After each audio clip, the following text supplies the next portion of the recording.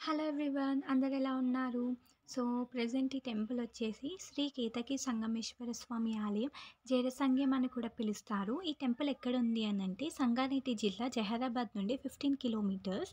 ఈ టెంపుల్‌ని మనం దక్షిణ కాశీ అని కూడా పిలుస్తారు.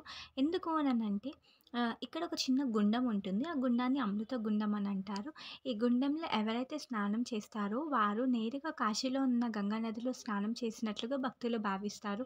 ఎందుకు కాశీలో ఉన్న గంగా నదిలో స్నానం చేసినట్టుగా అంటున్నాను అనంటే, ఎందుకండి అనంటే ఇక్కడ ఉన్న వాటర్ నేరుగా కాశీ నుండి రాబడుతుంది.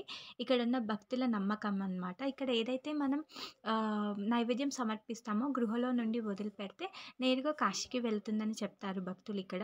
ఎవరైనా అనారోగ్య సమస్యలు ఉన్నవారు కూడా మంచి జరగాలి అని అనుకున్నవారు గుండంలో మునిగితే చాలా మంచి జరుగుతుంది. చాలా పుణ్యం దక్కుతుంది. ఇది లోపట గర్భగుడి. చాలా బావుంటుంది. చూస్తున్నారు కదా! ఇక్కడున్న చిన్న శివలింగం. ఈ శివలింగాన్ని మనం వేళ్ళతోటి లేపితే ఏవైనా కోరుకొని లేపాలి. కోరికలు నెరవేరుతాయి. మేము కార్తీక మాసంలో వెళ్ళాం కాబట్టి మేము మంచిగా పూజలు చేసుకొని వచ్చాము. టెంపుల్ అయితే చాలా బావుంటుంది. చాలా ప్రశాంతంగా ఉంటుంది. నెక్స్ట్ టైమ్ ఎవరైనా విజిట్ చేయాలనుకుంటున్నారో విజిట్ చేయండి. ఫస్ట్ టైమ్ ఎవరైతే నా ఛానల్‌ని చూస్తున్నారో ప్లీజ్ లైక్ చేయండి, షేర్ చేయండి అండ్ మెయిన్‌గా సబ్స్క్రైబ్ చేసుకోండి. Thank you.